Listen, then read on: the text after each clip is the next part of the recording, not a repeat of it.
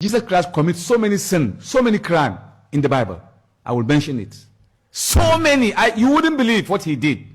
Because the first miracle that Jesus Christ performed in the Bible, he turned water into wine, and people drink and they get booze. That is why wine is common in Christendom.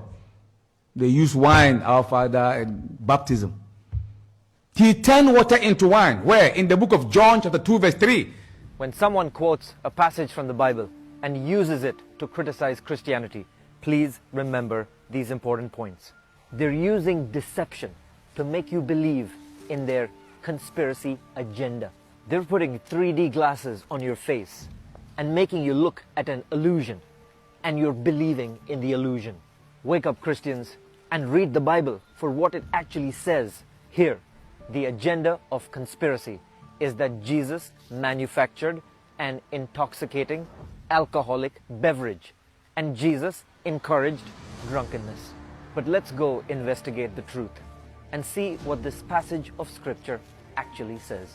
John chapter 2 and verse 3 says that the wine supply ran out during the festivities at the wedding of Cana. John chapter 2 and verse 6 says that nearby stood 6 stone water jars, the kind used by the Jews for ceremonial washing, not the kind used to make wine.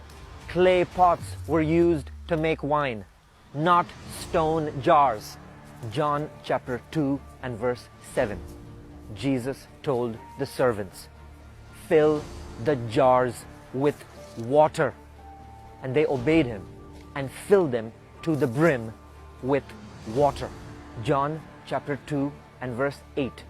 Jesus told the servants, "Now draw some of the water out of the stone jar and take it to the master of the banquet." And they obeyed him. John chapter 2 and verse 9 also says that the master of the banquet tasted the water, but he did not realize where it came from. Furthermore, John chapter 2 and verse 9 says that the servants who drew the water out of the stone jar, they knew that what the master of the banquet had tasted was water.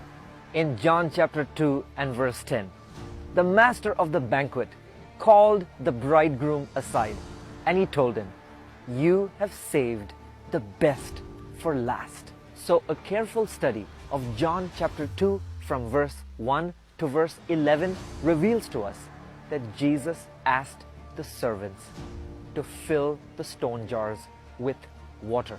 And he asked the servants to serve this water to the master of the banquets.